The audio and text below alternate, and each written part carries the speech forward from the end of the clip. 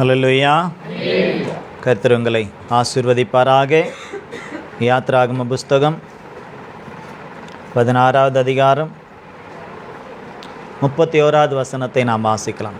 Exodus chapter 16 verse 31. Exodus 16:31. யாத்ராகமம் 16:31.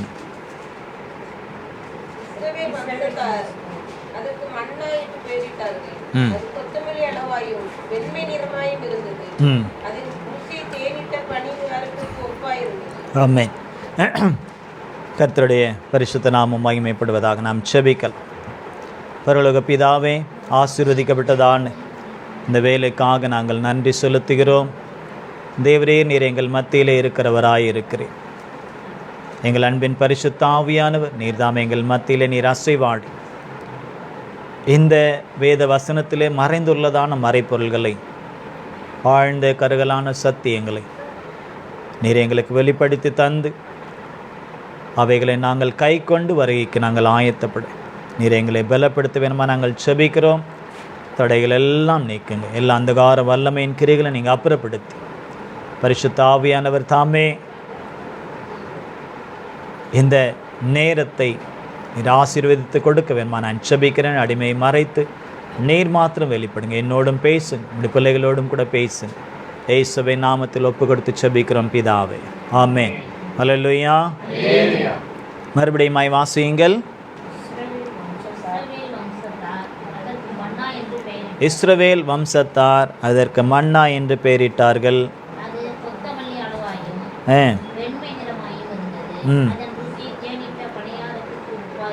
ஆமென். ஹல்லேலூயா. கர்த்தருடைய நாமம் மகிமைப்படுவதாக. தேவன் ஒரு விசேஷித்த ஆகாரத்தை இஸ்ரவேல் ஜனங்களுக்கு வனாந்தரத்திலே கொடுத்தார். அந்த ஆகாரம் தேவ தூதர்களுடைய ஆகாரம் என்று இன்னொரு இடத்துல சொல்லப்பட்டிருக்கிறது. தூதர்களின் அப்பத்தினாலே அவர் போஷித்தார் என்று சொல்லி.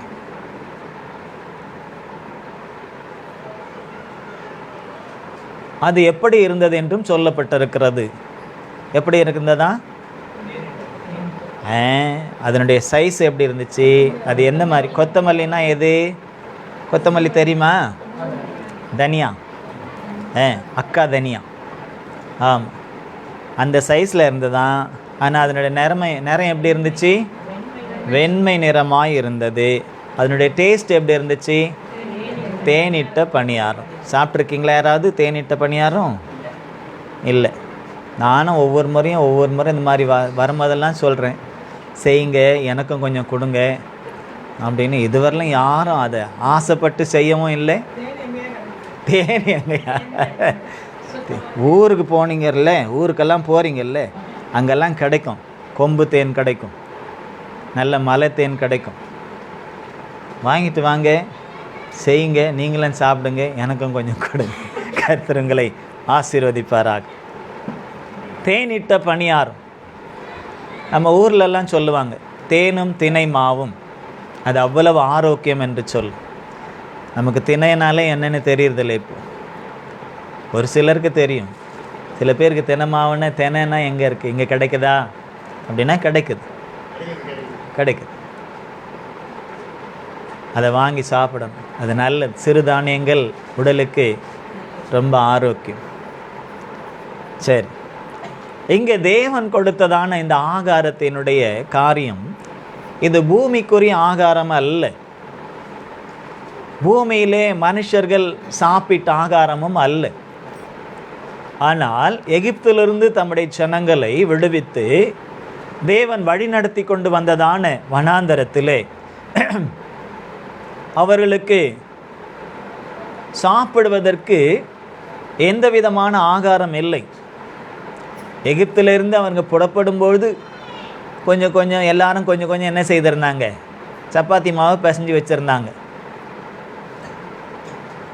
அது புளிக்கிறதுக்கு முன்னாலே என்ன ஆயிட்டு, எல்லாரும் அந்த எகிப்தை விட்டு வெளியே வந்துட்டாங்க. அதனால் அங்கே எகிப்திலிருந்து புறப்படும் பொழுது கொஞ்சம் கொண்டு வந்திருந்தாங்க. நம்ம கட்டு சோறு கொண்டு போகிற மாதிரி ட்ரெயினுக்கு இல்லை வேலைக்கு கட்டு சோறு கொண்டு போகிற மாதிரி என்ன செய்தாங்க, கொஞ்சம் கட்டுனாங்க. அது எத்தனை நாளைக்கு வரும்? ஏதோ ஒரு நாள் இல்லை 2 நாள், அவ்வளோதான். அதுவும் இந்த அடிக்கிற வெயிலில் இப்போ நம்ம வீட்டில் சமைச்சு வைக்கிறது காலையில் சமைச்சா சாயந்தரத்துக்குள்ளே என்ன ஆகுது, கெட்டு போகுது இல்லையா? அப்படி தான் இன்றைக்கி ஆகாரம் எல்லாம் இருக்கிறது. காலையில் சமைக்கிற சாம்பார் ராத்திரிக்கு மத்தியானம் சாப்பிட்டா டேஸ்ட்டாக இருக்குது, நைட்டுக்கு சாப்பிட்டா டேஸ்ட்டே வேறு மாதிரி இருக்குது, மாறி போகுது.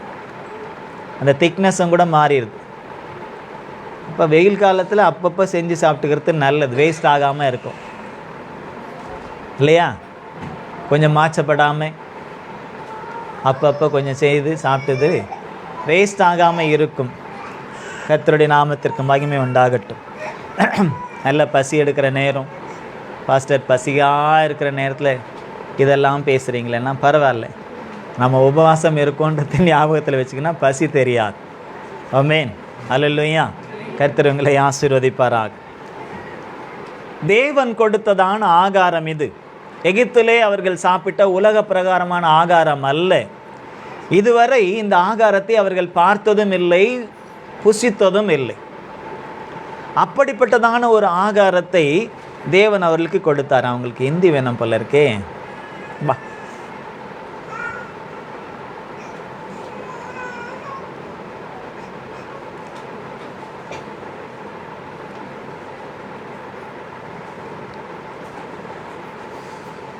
முதல் முறையாக தேவன் வனாந்தரத்தில் தான் இந்த பரலோகத்தின் ஆகாரத்தை தேவ ஜனங்களுக்கு கொடுத்தார். पहली बार परमेश्वर ने जंगल में उनके प्रजा के लिए ऐसे भोजन दिया था. அதுவும் ஒருத்தர் 2 பேருக்கு அல்ல, ऐसे 1 या 2 जन के लिए. நல்ல சாப்பிடுற புருஷர்கள் மாத்திரம் 6 லட்சம் பேர். अच्छा तृप्त खाने वाले पुरुष का जनसंख्या 6 लाख था. அதுவும் இப்போ நம்ம சாப்பிட்ற மாதிரியெல்லாம் புருஷர்கள் அப்போ சாப்பிட்டவங்க கிடையாது. अभी जैसे पुरुष लोग खाते वैसे कभी नहीं खाते थे. அப்பெல்லாம் ஒரு ஆடு ஒரு மாடு இருந்தாலும் ஒருத்தராக சாப்பிட்டு முடிச்சிருவாங்க. एक बकरी हो तो एक व्यक्ति पूरा खा सकते थे. அல்லேலூயா, हालेलुया. ஆமென். அன்னைக்கெல்லாம் நம்ம சிக்கன் லெக் பீஸை தான் பெருசாக நினச்சி கடிப்போம். हम चिकन का लेग पीस बड़ा समझकर काटते हैं. அப்பெல்லாம் ஆட்டினுடைய முன்னந்தோட பின்னந்தோட எல்லாம் ஒருத்தருக்கு அப்படி வைக்கிறாங்க. तभी के ज़माने पे बकरी को काट के उसका एक पाव और एक तो उसका लेग पीस एक जन को देते थे, बड़ा पीस. நம்ம அந்த கீழே இருக்கிற அந்த பாயாவுக்கே விலை கொடுத்து அதுவே பெருசுன்னு நினைக்கிறோம். हम उसके पाया को बहुत बहुमूल्य समझ के पैसा ஆனால் देते हैं. நம்ம இப்படி பிடிச்ச லெக் பீஸ் அவங்க இப்படி பிடிச்சி இப்படி கடிச்சு சாப்பிட்ற சூழ்நிலை அன்றைக்கு இருந்தது. जब हम एक हाथ से चिकन पीस खाते हैं, पहले के ज़माने में 2 हाथ से वो बकरी का पैर को खाते थे. அல்லேலூயா. அப்போ எப்படி சாப்பிட்ருப்பாங்கன்னு பாருங்க. सोचिए वो किस तरह खाते அப்படி थे. சாப்பிட்ற ஒரு 6 லட்சம் பேருக்கு சாப்பாடு போடணும்னா எப்படின்றது யோசித்துக்கோங்க. ऐसे खाने वाले 6 लाख के जनसंख्या को खाना देना है तो सोचिए कितना होगा. நம்ம வீட்டில் 2 பேர் 3 பேர் 5 பேர் 7 பேர் இருக்கிற குடும்பத்திலே சமைக்கிறதுக்கு எவ்வளோ மாச்சலாக இருக்குது. अपने घर में 2-4 लोग का खाना बनाना हमें बहुत तकलीफ लगता है. யாரும் உதவி பண்ண மாட்டேன்றீங்க, இதை செய்ய மாட்டேறீங்க, அதை செய்ய மாட்டேறீங்க, இதை செய்ய மாட்டேன்றீங்க, நான் தான் செய்யணுமான்ல நிறைய பேச்சுகள் வருது இல்லையா? कोई मुझे खाना बनाने के लिए मदद नहीं करते करके हम कुड़कुड़ाते हैं. ஆனால் தேவன் பாருங்க, அந்த வனாந்தரத்தில் நல்லா சாப்பிட்ற திருப்தியாய் நல்லா சாப்பிட்ற தேவன் கொடுக்கும்போது எப்போ திருப்தியாய் தான் கொடுத்தார். उस जंगल में बहुत अच्छे से खाने वाले, एक तृप्त खाने वाले भोजन दिया था.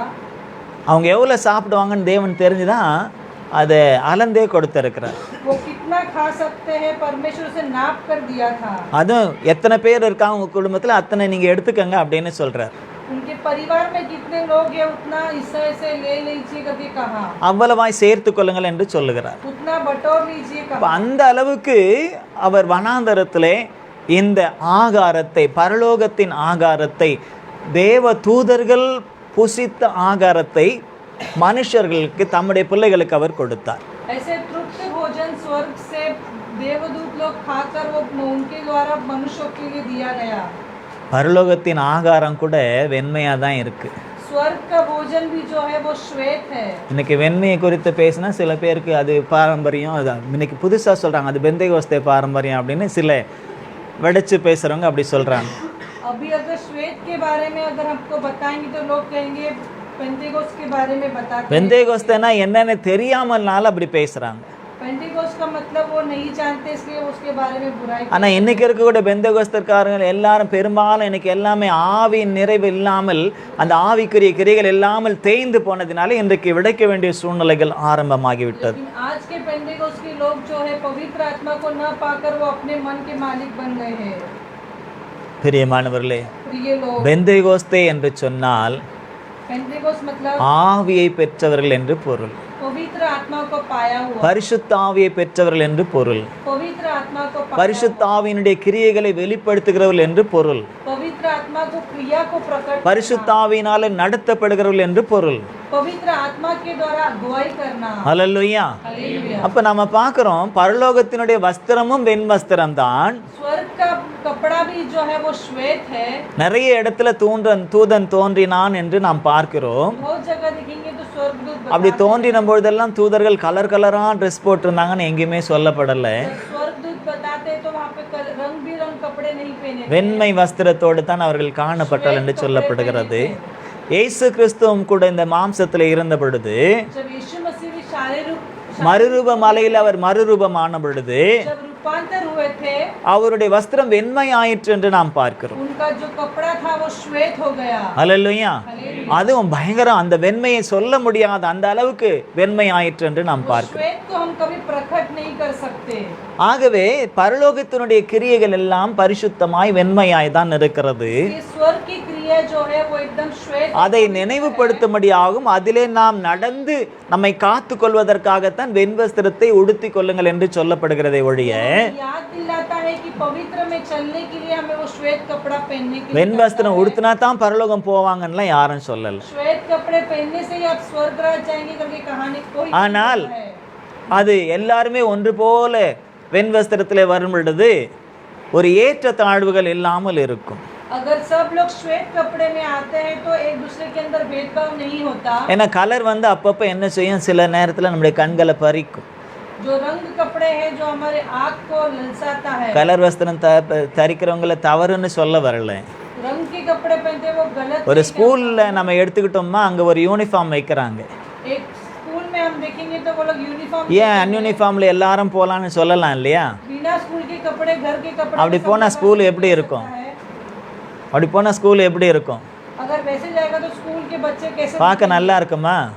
देखने के பிள்ளைகளுக்குள்ளே ஏற்ற தாழ்வுகள் தெரியும். बच्चों के अंदर भेदभाव होगा। நல்ல ட்ரெஸ் இருக்கிற பிள்ளைங்க நல்லதை போட்டு வரும், जो अच्छा कपड़ा है वो अच्छा पहन के, இல்லாத பிள்ளைங்க வேற மாதிரி போட்டு வரும். जिसके पास नहीं அதுல பிள்ளைகளுக்குள்ளே ஏற்ற தாழ்வுகளும் மனத்தாங்கல்களும் ஏற்படும். वो बच्चे के अंदर भेदभाव आएगा। ஆகவே தான் ஸ்கூல்ல எல்லாம் என்ன செய்யறாங்க, ஒரே யூனிஃபார்மை வைக்கிறாங்க. इसलिए स्कूल में एक ही यूनिफॉर्म, ஸ்கூலுக்குள்ள வந்துட்டு அந்த ஏற்ற தாழ்வுகள் யாருக்குள்ளும் இருக்கக்கூடாது. स्कूल के अंदर आएगा तो किसी के கோடீஸ்வரம் பிள்ளையா இருந்தாலும் சாதாரண கோணி தைக்கிறவன் பிள்ளையா இருந்தாலும் ஒரே ட்ரெஸ்ல வந்தாதான் நல்லது, ஏற்றத்தாழ்வுகள் இருக்காது என்று சொல்லி. करोड़पति के बच्चे हो या साधारण घर के बच्चे हो, लेकिन सबके अंदर भेदभाव नहीं होगा। யாரா இருந்தாலும் ஒரே யூனிஃபார்ம் தான். कोई भी हो तो वो एक ही அந்த யூனிஃபார்ம்ல கூட அந்த துணிகள் கூட வித்தியாசம் இருக்கக்கூடாதுன்னு சொல்லிட்டு என்ன செய்யறாங்க, ஒரே மாதிரி துணிகள் தான் போடணும்னு, ஒரே மாடல்ல தான் போடணும்னு சொல்லப்படுகிறது. कपड़े में भी क्वालिटी का फर्क नहीं होना चाहिए, बल्कि एक ही जगह पे कपड़े सिलो। சபையிலும் கூட அப்படிதான் இருந்தால் நல்லது என்று சொல்லுகிறமே ஒழிய மற்றபடி வேற எதற்காகவும் அல்ல. कलीसिया में भी वैसा रहेगा तो अच्छा रहेगा करके हम कहते हैं। பரலோகத்தினுடைய ஆகாரத்தை நாம் பார்க்கிறோம், அதுவும் வெண்மை நிறமாய் தான் இருக்கிறது. स्वर्ग का भोजन जो है वो श्वेत है। நம்ம பிரியாணி எல்லாம் சாப்பிட்றோம், கலர் கலரா போட்டு சாப்பிட்றோம். हम बिरयानी खाते हैं तो रंग बिरंगी खाते हैं, அது கொஞ்சம் சந்தோஷம். वो एक खुशी मिलता है। கொஞ்சம் பச்சை கலர் போடுறோம், थोड़ा हरा कलर मिलाते हैं, கொஞ்சம் மஞ்சள் கலர் போடுறோம், थोड़ा पीला कलर मिलाते கொஞ்சம் கேசரி கலர் போடுறோம், हैं, थोड़ा केसरी कलर मिलाते हैं, சாப்பிடுவோம். खाते हैं। சாப்பிடும்போது பரவாயில்ல, இது கொஞ்சம் நல்லா இருக்கு, இது கொஞ்சம் நல்லா இருக்கு, खाते நம்முடைய தேசிய கொடி மாதிரி இருக்கே அப்படின்லாம் நினைச்சிட்டு சாப்பிடுவோம். राष्ट्रीय ध्वजा के समान है करके हम सोच के खाते हैं, ஆனாலும் தினந்தோறும் வெள்ளை சோறு தான் சாப்பிட்றோம். लेकिन हर रोज हम सफेद खाना खाते हैं। அல்லேலூயா. போகட்டும். எங்கே நாம பார்க்குற அந்த பரலோகத்தின் ஆகாரம் வெண்மையாக இருப்பதற்கு காரணம் அது பரிசுத்தமான ஆகாரமாக இருப்பதினாலே. स्वर्ग का भोजन जो है वो पवित्र है और श्वेत है। பூமிக்குரிய ஆகாரத்தை விட அது மாறுபட்டது. इस संसार के भोजन से वो अलग है। அதுல எந்த விதமான நச்சுத்தன்மைகளும் இல்லாதது. उस कोई विष नहीं भरा है। பூமிக்குரிய ஆகாரத்தில் ஒவ்வொன்றில் ஒவ்வொரு விதமான நச்சுத்தன்மைகள் உண்டு. संसार के भोजन में हर एक प्रकार के विष मिला है। நச்சுத்தன்மை இல்லாத ஆகாரம் எதுவுமே இல்லை. बिना विष का कोई भोजन नहीं है। எல்லாத்திலுமே ஏதாவது ஒரு விதத்துல சைடு எஃபெக்ட்ஸ் இருக்கத்தான் செய்யும். सभी के अंदर हमारे शरीर के लिए हानिकारक मिलाया है। அது சில நேரத்துல நமக்கு தெரியாது, वो हम नहीं जानते हैं, பிற்பாடு தெரியும். बाद में आगे चलकर जान लेते हैं। அதனால தான் நம்முடைய ஆகாரம் எல்லாம் கலந்து இருக்கும். இதை ஒரு நாளைக்கு அதை ஒரு நாளைக்கு இப்படி அப்படி மாற்றி மாற்றி நம்ம சாப்பிடக்கூடிய ஆகாரமாய் இருக்கும். इसलिए हमारे भोजन में हर रोज अलग अलग तरह के हम भोजन खाते हैं। ஆனால் பரலோகத்திலிருந்து தேவன் கொடுத்ததான அந்த ஆகாரம், जब स्वर्ग से परमेश्वर ने दिया हुआ भोजन, அது எந்த விதமான கேடும் இல்லாத ஒரு ஆகாரம். वो भोजन में कोई हानिकारक नहीं है। அதனுடைய நிறம் வெண்மை, उसका रंग जो है श्वेत அதனுடைய है। சுவையை பார்க்கும்போது தேனிட்ட பணியாரத்தை போல. उसको जब चख के देखेंगे तो उसमें ஏன் அங்கே தேனை அங்கே சொல்லியிருக்கு தெரியுமா? वो मध के बारे में क्यों प्रकट किया? பூமியிலே இனிப்பு வகையில் தேன் மாத்திரம் விசேஷமானது. इस संसार में मीठापन में देखिएगा तो सिर्फ मध अलग विशेष। தேன் எதையும் கெட விடாது, मध जो है किसी को बिगाड़ता அதுவும் नहीं है, கெடாது, वो भी नहीं खराब होता। அதோடு சேருவதையும் கெடுக்க விடாது. साथ मिला हुआ कोई भी पदार्थ भी नहीं खराब होता। அது நிறைய ஔஷதமாய் பயன்படுகிறது. उसके अंदर बहुत औषधि की तरह मिला है। அதனுடைய சுவை கூட ரொம்ப நன்மையை தரக்கூடியது, சுகரை கூட்டக்கூடியது அல்ல. उसका टेस्ट जो है वो हानिकारक नहीं है, शुगर लेवल। அதனுடைய அந்த சுவை மற்ற இனிப்புகளுடைய சுவைகளோடு கூட நாம் பார்க்கும் பொழுது ஒத்து வராது. इसका जो टेस्ट है दूसरे कोई पदार्थ के साथ में मिला அப்ப பரலோகத்தின் ஆகாரத்தை நாம் பார்க்கும் பொழுது जब हम स्वर्ग के எந்த விதத்துல நமக்கு கேடை உண்டாக்காத ஒரு ஆகாரம். कोई भी तरह की हानिकारक हमें नहीं पहुंचाता है। அப்படிப்பட்ட ஆகாரத்தை தான் வனாந்தரத்திலே தம்முடைய பிள்ளைகளுக்கு கர்த்தர் கொடுத்தார். ऐसे भोजन ही जंगल में रहने वाले अपने बच्चों को परमेश्वर ने भेजा है। ஹல்லேலூயா, ஹல்லேலூயா. ஆனால் அதை தினந்தோறும் கொடுத்தார். हर रोज परमेश्वर ने दिया। அன்றன்று வேண்டிய ஆகாரத்தை எங்களுக்கு அன்றன்று தாரும். हर दिन की जरूरत को परमेश्वर ने दिया। அதே போல தினந்தோறும் அதிகாலையிலே அந்த ஆகாரத்தை அவர்களுக்கு கொடுத்தார். हर रोज सुबह में उनका भोजन उन्हें दिया। அது எப்படி வருகிறது என்று யாருக்குமே தெரியாது. वो कैसे आता है वो कोई नहीं जानता। பனி எப்படி பூமியில இறங்குகிறது என்று நம்முடைய கண்களுக்கு அவ்வளவாய் தெரிவதில்லையோ, जैसे ओस इस संसार में गिरता है हमारे, அதே போல பனி இறங்குவதை போல இதுவும் இறங்கினது. ओस की तरह वो भोजन भी அவங்க இருந்த அந்த இடம் முழுவதையும் அது நிறைத்திருந்தது. वो जहाँ एकत्रित थे उस जगह காலையில் அதிகாலையில் எழுந்து அவங்க தங்களுக்கு வேண்டிய அளவுக்கு, அதுவும் கர்த்தர் கூட அது அளவும் சொல்லியிருந்தார். அந்த அளவின்படி ஒவ்வொருத்தரும் என்ன செய்யணுமா, ஒரு ஓமர் அளவுக்கு என்று சொல்லப்படுகிறது. அது நம்ம தேசத்தின் அளவு அல்ல, அது இஸ்ரவேல் தேசத்தினுடைய அளவு. नाप के अनुसार परमेश्वर ने दिया था। वो लोग अपना भोजन सुबह में लेने लगे। இப்போ நம்ம அளவு சொல்லணும்னா ஒரு படின்னு வைங்களேன், ஒருத்தருக்கு ஒரு படி. हमारा नाप बोलेंगे तो एक जन को एक नाप। ஒரு படி சாப்பிட முடியும், நம்மளால் ஒரு ஆளாக கூட சாப்பிட முடியாது. ஆனால் சாப்பிட்றவங்களும் இருக்காங்க,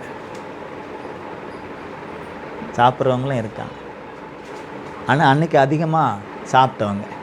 ஆகவே தேவன் அவங்களுக்கு ஒரு அளவை வைத்தார். ஒருவருக்கு ஒரு படி, நம்ம அளவுக்கு சொல்கிறேன் நான், ஒரு ஓமர் அளவு என்று சொல்லப்படுகிறது. इसलिए परमेश्वर ने एक व्यक्ति को एक नाप के हिसाब से भोजन दिया था। 2 பேர் இருந்தால் 2 படி, 2 जन के लिए 2 नाप, 4 பேர் இருந்தால் 4 படி, 4 लोगों के लिए 10 பேர் இருந்தால் 10 படி எடுத்துக்கங்க 10 அப்படின்ற होंगे तो 10 அந்த மாதிரி சேர்க்குறாங்க. ஆனால் சில பேர் எப்பவுமே சில பேர் அலைவாங்க தெரியுமா? கிடைக்குதுன்னா எப்படி, தப்பாக நினைக்காதீங்க, ஒரு உதாரணத்துக்கு சொல்கிறேன். கிடைக்குதுன்னு உடனே அப்படி அலைவாங்க. कोई लोग इंतजार करते हैं, मिलता है तो ऐसे भाग के जाके लेने के लिए। எல்லாம் தனக்கு தான் வேணும்னு நினைப்பாங்க. सभी चीज मुझे ही चाहिए, அடுத்தவங்களோட அதிகமாக எடுக்கணும்னு நினைப்பாங்க. दूसरे लोग से भी அன்னைக்கு அப்படி நினச்சி எடுத்து இருக்காங்க. ऐसे वो सोच कर लिए थे। அன்னைக்கு அப்படி என்ன செய்திருக்காங்க, எடுத்திருக்காங்க. நீங்கள் வேணா வாசித்து பாருங்களேன். 18வது வசனத்தை வாசிங்க சத்தமா.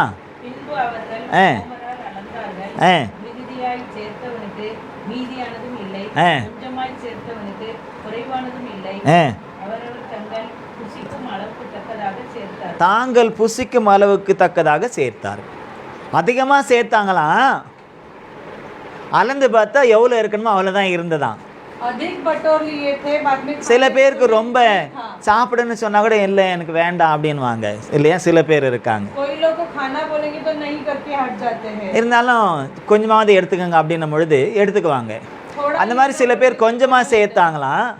ஆனால் அவங்க கொஞ்சமாக சேர்த்தவங்க அளந்து பார்த்தா அவங்களுக்கும் எத்தனை பேருக்கு வேணுமோ அத்தனை அளவு இருந்ததும். थोड़ा बटोरे थे, जिनको जितना चाहिए था उतने उनके नाम. அப்போ இதிலிருந்து நாம் தெரிந்து கொள்வது என்ன, தேவன் நியமித்த அளவு நமக்கு நிச்சயம் கிடைக்கும்.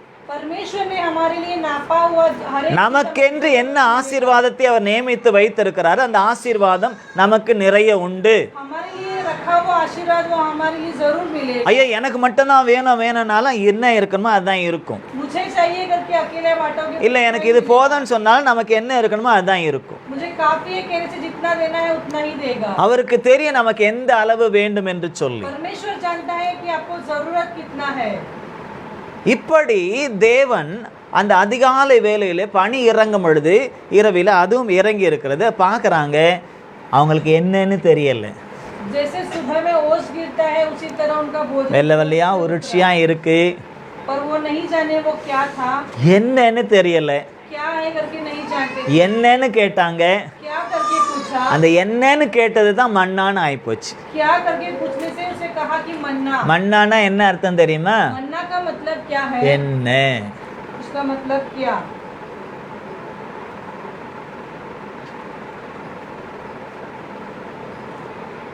தேவன் அதற்கு பெயரை வைக்கலையாம். परमेश्वर ने उसका नाम नहीं रखा. யார் பெயர் வச்சது? किसने नाम रखा. அதுக்கு என்னன்னு தெரியாம அது என்னன்னு கேட்டாங்க, அதுக்கு பெயர் ஆயிப்போச்சு. कुछ नहीं जानते हुए क्या करके पूछा तो उसका नाम क्या हो गया. ஒரு நாத்திகர் ஒருவர், நாத்திகர்னா தெரியுமா யாரு? தெரியுமா தெரியாதா? நாத்திகர் நாத்திகர் பரவாயில்ல, ஒருத்தருக்காவது தெரிஞ்சிருக்கு. கடவுள் இல்லைன்னு சொல்றவங்க. परमेश्वर नहीं है करके मानते हैं. அவர் தன்னுடைய பிள்ளைக்கு ஒரு பேரை வச்சாராம். उन्होंने अपने बच्चे को அவன் பேர் கடவுள் இல்லை. उसका नाम परमेश्वर नहीं है से. அவன் பேர் என்ன? அவர் கடவுள் மறப்பாளர், கடவுள் இல்லைன்னு சொல்றவர். அதனால பிள்ளைக்கு பேர் வச்சார் கடவுள் இல்லை. கூப்பிடும் போதெல்லாம் எப்படி கூப்பிட்டுருப்பாரு? अपने बच्चे का नाम परमेश्वर ஏ கடவுள் இல்லை, ஏ கடவுள் இல்லை, கடவுள் இல்லை, இப்படியே தானே சொல்லணும். அவர் சொல்ல வர்றது அப்படியே சொல்லி இருக்கிறார், வச்சிருக்கிறார் பேரா. ஆனால் அந்த பிள்ளைய ஸ்கூலில் சேர்த்துருக்காங்க. ரெஜிஸ்டர்லேயும் அவன் பேர் கடவுள் இல்லை தான். நம்ம ஊர்லலாம் தமிழ் வாத்தியார் பேர் வாசித்தார்னா எப்படி சொல்லுவோம் நம்ம? வந்துள்ளேன்னா வந்து தான் உள்ளே இருக்கிறீங்களா, அப்புறம் என்ன சொல்லுவோம்? உள்ளேன்னு ஐயா. அதே மாதிரி தமிழ் வாத்தியார் என்ன பண்ணாராம், அவனை ரெஜிஸ்டர் எடுத்து கடவுள் இல்லை அப்படின்னு பேரை சொன்னாராம். அவன் உள்ளேன் ஐயா. பாருங்க, கடவுள் இல்லை உள்ளேன் ஐயா, கடவுள் இல்லை உள்ளேன் ஐயா. அப்போ அவன் ரெஜிஸ்டர் எடுக்கும் போது அவன் என்ன சொல்கிறான், கடவுள் இருக்கிறாரு, எங்கள் அப்பா தான் தெரியாமல் என்ன செய்துட்டாரு, எனக்கு பேரை வச்சுட்டார் ஐயான்ற மாதிரி இருக்குது. அந்த மாதிரி தான் சில நேரத்தில் இந்த மண்ணாவும் அப்படி தான். என்னன்னு கேட்டது மண்ணான். இப்போ நமக்கு மண்ணானா ஏதோ விசேஷமான ஆகாரம் நமக்கு தெரியுது, ஆனால் அது பேர் என்னன்னா நமக்கு தெரியல. मन्ना का मतलब हम सोचते हैं कोई विशेष भोजन है, लेकिन उसका नाम हम नहीं जानते हैं. வசனம் சொல்லுகிறது वचन में कहते தேவன் தேவதூதர்களுடைய ஆகாரம் என்று சொல்லு. स्वर्गदूत का वो भोजन है. அப்போ தேவன் தேவதூதர்களுக்கும் அங்க ஆகாரத்தை வைத்திருக்கிறார். इसलिए देखिए स्वर्ग के दूतों के लिए भी वहाँ पे भोजन. ஏன்னா அங்க என்ன கிடையாது, அவங்க உழவும் அறுப்பும் எல்லாம் அங்க கிடையாது. वहाँ पे कटनी बोना कुछ नहीं होता है. அல்லேலூயா. அங்க தேவனுடைய வேலையை மாத்திரம் தான் அவங்க செய்துகிட்டே இருக்கணும். केवल परमेश्वर का ही काम करते हैं. அப்ப தேவன் சொல்ற வேலையெல்லாம் அவங்க செஞ்சுக்கிட்டே இருந்தா தேவன் தானே அவங்கள போஷிக்கணும். परमेश्वर जो काम बोलते हैं वो करने से ही परमेश्वर उन्हें भोजन देगा. ஆகவே அவங்களுக்கு வேண்டிய ஆகாரத்தை அவர் கொடுக்கிறார். அதனுடைய சுவையும் அதனுடைய கலரும் அதனுடைய நிறமும் இதெல்லாம் பார்த்தா அவ்வளவு அற்புதமா இருக்கு. அதைத்தான் வனாந்தரத்தில் 40 ஆண்டுகள் உழவும் தொழிலும் இல்லாத செய்ய முடியாத அந்த சூழ்நிலையிலே கர்த்தர் தம்முடைய பிள்ளைகளுக்கு இந்த தேவதூதனுடைய ஆகாரத்தை தான் கொடுத்தார். 40 साल उस जंगल में जब जा रहे थे, परमेश्वर ने उन्हें भोजन दिया था. சரியா, இதெல்லாம் எங்களுக்கு தெரியும், எங்களுக்கு தெரியாதா, நாங்க தான் படிச்சிருக்கோமே, 40 வருஷமா அவங்க மன்னாவை தான் சாப்பிட்டாங்க அப்படின்னு நமக்கு தெரியும். हम जानते हैं कि 40 वर्ष वो परमेश्वर का मन्ना. ஆனால் இதுல விசேஷம் என்னன்னா, इसमें विशेष क्या है? 20வது வசனத்தை வாசிங்க. 20वें वचन को हम पढ़ेंगे. சொல் கேளாமல் சிலர் அதை விடியற்காலம் மட்டும் கொஞ்சம் மீதியாய் வைத்தார்கள். அது பூச்சி பிடித்து நாட்டம் எடுத்து அவர்கள் மேல் மோசே கோபம் கொண்டார். போதும். 24 வாசிங்க. மோசே கட்டளையிட்டபடியே அதை மறுநாள் வரைக்கும் வைத்தார்கள். அப்பொழுது அது நாளவும் இல்லை, அதிலே பூச்சி பிடிக்கவும் இல்லை. 2 வசனமும் பாருங்க. ஒரு வசனம் சொல்லுது அடுத்த நாள் வச்சாங்க, அது பூச்சி பிடிச்சிச்சு, நாத்தம் அடிச்சிடுச்சு, புழு வச்சிடுச்சு அப்படின்னு சொல்லப்படுகிறது. वचन में कहा है वो भोजन को बचा के रखा था, वो बदबू आने लगा, उसमें कीड़े रख के खराब हो गया. 24 நாம பார்க்குறோம், மறுநாள் வச்சாங்க, அது பூச்சி பிடிக்கவும் இல்லை, நாற்றம் எடுக்கவும் இல்லை, ஒன்றாகல, நல்லா இருக்கு அப்படின்னு சொல்லப்படுகிறது. 24वें वचन में लिखा है कि बचा हुआ खाने में बदबू नहीं आया, ना खराब हुआ. நல்லா கவனிங்க, ஒரே பொருள் தான், अच्छा ध्यान दीजिए, एक ही वस्तु है, அந்த ஒரே மன்னா தான். एक ही मन्ना जो है. ஆனா ஒரு முறை வச்சா பூச்சி பிடிக்குது, நாற்றம் எடுக்குது. एक बार बचा के रखा, उससे बदबू आता है. இன்னொரு முறை வச்சா பூச்சி பிடிக்கல, நாற்றம் எடுக்கல. दूसरी बार रखा था, वो उसमें बदबू नहीं आया और ना कीड़े लगा. ஏன்? क्यों? மோசே கட்டளையிட்டபடி வசனம் சொல்லுகிறது, वचन कहता है மோசே சொல் கேளாமல் मूसा के अनुसार न चलने से சிலர் விடிய காலம் மட்டும் கொஞ்சம் மீதியாய் வைத்தார்கள். कई लोग थोड़ा सा बचत करके सुबह के भोजन के लिए रखा था. ஏன்னா கர்த்தர் என்ன சொன்னார்னா மோசேயின் இடத்துல, कारण मूसा से परमेश्वर ने எப்ப நான் தினந்தோறும் இந்த ஆகாரத்தை நான் உங்களுக்கு ஃப்ரெஷ்ஷாக கொடுப்பேன். हर रोज का भोजन ताजा तुम्हें मैं दूंगा. அல்லேலூயா. हालेलुया. தினந்தோறும் உங்களுக்கு நான் ஃப்ரெஷ்ஷாக கொடுப்பேன். हर रोज तुम्हें ताजा भोजन. தினந்தோறும் இதை நீங்க சேர்த்து கொள்ளுங்க. हर रोज आप बटोर लीजिए. சேர்த்து கொண்டு நீங்க அதை என்ன செய்யணுமோ செய்து நீங்க சாப்பிடுங்க. बटोर कर क्या करना चाहते हो आप कर लीजिए. தினந்தோறும் தருவேன்னு சொல்லிட்டார். हर रोज मैं दूंगा करके அப்ப இந்த வார்த்தையை விசுவாசிக்கணுமா வேண்டாமா? उस शब्द को विश्वास कर அடுத்த நாள் வைக்கவும் கூடாதுன்னு சொல்றார். दूसरे दिन के लिए नहीं रखने, बचा அடுத்த நாளுக்கு என்ன செய்யக்கூடாது? வைக்கவும் கூடாதுன்னு சொல்றார். करके कहता है. அப்ப அந்த வார்த்தை மோசேக்கு கொடுத்து மோசேயின் மூலமா ஜனங்களுக்கு சொல்லப்படுகிறது. ऐसे शब्द मूसा को देता है, मूसा के द्वारा वो மோசே ஜனங்களுக்கு சொல்றார், டெய்லி இந்த தேவனுடைய ஆகாரம் உங்கள் பரத்திலிருந்து அனுப்பப்படும். मूसा उस लोगों से कहता है हर रोज का भोजन स्वर्ग से मिलाएगा. நல்லா கவனிச்சு பாருங்களேன். இப்போ ஏதாவது நம்ம இப்போ திடீர்னு விருந்து இப்போல்லாம் நம்ம எல்லாம் என்ன செய்கிறோம், திடீர்னு யாருன்னா வீட்டுக்கு வந்துட்டா என்ன பண்ணேன், சரி ஒரு ஃபோன் போடு, ஸ்விக்கிக்கு போடலாமா, ஜொமேட்டோவுக்கு போகலாமா, இல்லை போட்டால் அரை மணி நேரத்தில் வந்துடும். யார் உக்காந்துட்டு மாச்சப்பட்டு செஞ்சுக்கிட்டு அது நம்ம பேசிக்கிட்டு இருக்கலாம், அதுக்குள்ளே வந்துடும் இல்லையா? இந்த ஸ்விக்கி சமோட்டாலாம் இப்போ தான் கண்டுபிடிச்சாங்க. தேவன் அப்போவே பாருங்களேன், பரலோகத்துலேருந்து அனுப்பியிருக்கிறார். டெய்லி காலையில் இவங்க யாரும் ஃபோனே பண்ணலை. स्विगी जोमेटो आजकल के ज़माने में ऑनलाइन को तैयार. ஒரே ஒரு நாள் தான் எங்களுக்கு இந்த வனாந்தரத்தில் சாகடிக்கவா கொண்டு வந்தீங்க, அப்போ இல்லை, தண்ணி இல்லை, ஒன்றும் இல்லைன்னு கேட்டாங்க. அந்த ஒரே ஒரு நாள் அவங்க புலம்பல கேட்டு தேவன் டெய்லி அனுப்பிக்கிட்டே இருக்கிறார். एक ही दिन कुड़कुड़ाने लगे परमेश्वर की और इस जंगल में हमें बिना खाना और पानी का रखेंगे करके நாம கூட டெய்லி நேரத்துக்கு சாப்பாடு போடுறது கிடையாது வீட்டில் உள்ளவங்களுக்கு. हम भी रोज समय पर लोगों को खाना नहीं देते. போடுறீங்களா? யாருப்பா போடுறது இல்லைல்ல? இல்லை. கழுதை தேஞ்சி கட்டெரும்பான கதையாக இருக்குது. முதல்லாம் நம்முடைய பாரம்பரியம் காலையில் 6 மணிக்கெல்லாம், இல்லைன்னா வயல்வெளிக்கு போகிறவங்க 5 மணி 4 மணிக்கெல்லாம் கூட சாப்பிட்டு என்ன செய்திருவாங்க, கலப்பை தூக்கிட்டு போயிடுவாங்க. நம்ம கலப்பை தூக்கல, அதனால் 6 மணிக்கு சாப்பிட்டோம்.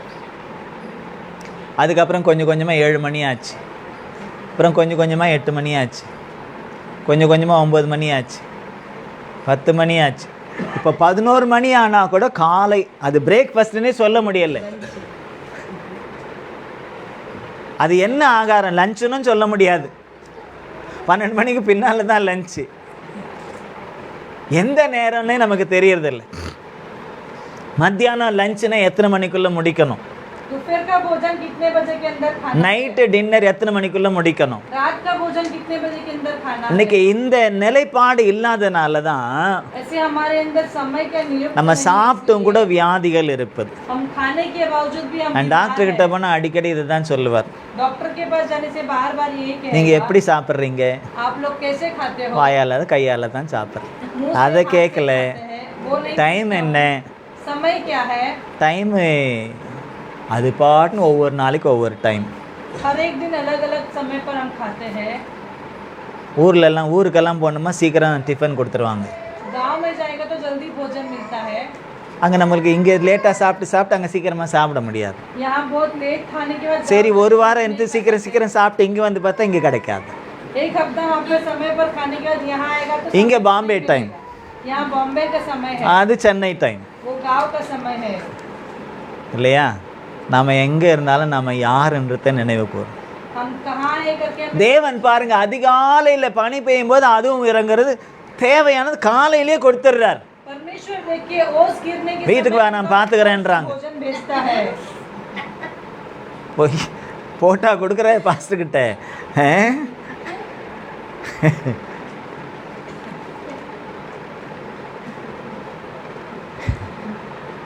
போகட்டும், நல்லதை மாத்திரம் எடுத்துக்கங்க.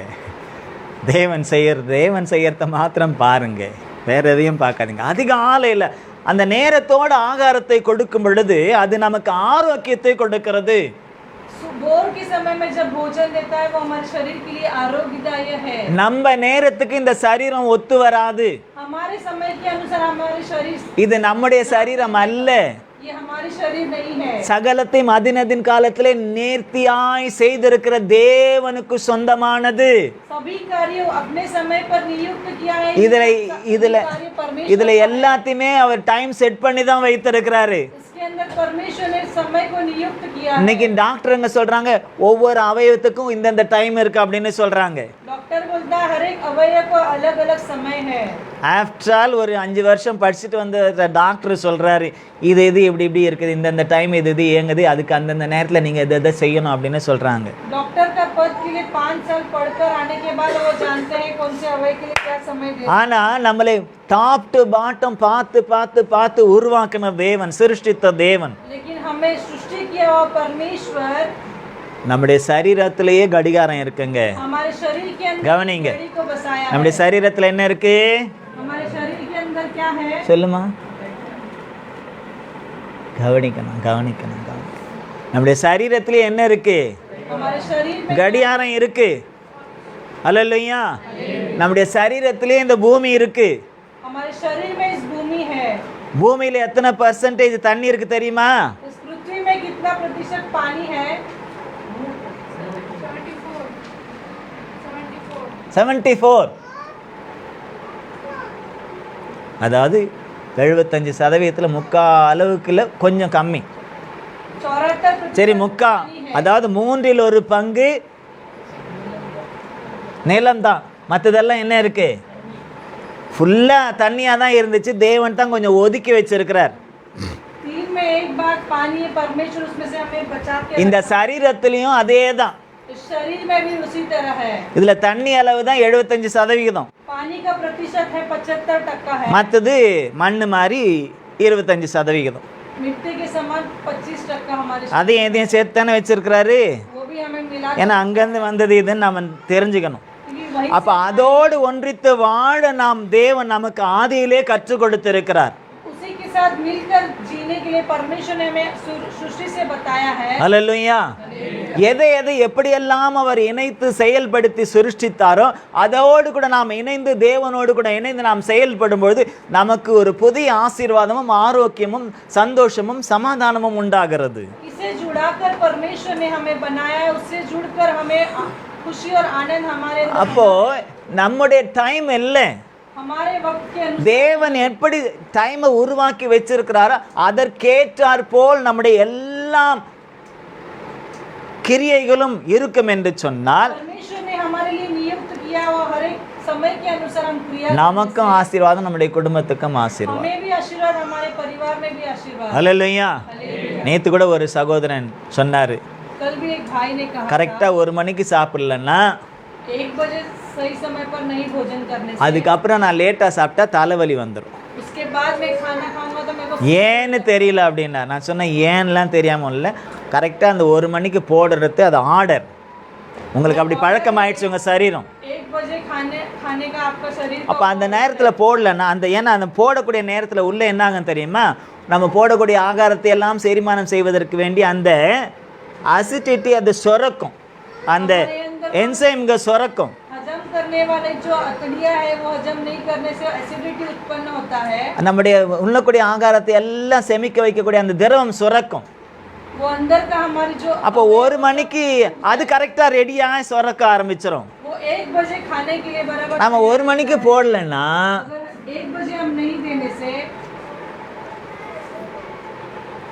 அது சுரக்கும். கவனிங்க, ஆகாரம் போட்டாலும் போடலனாலும் 1 மணிக்கு கரெக்டாக அது சுரக்கும்.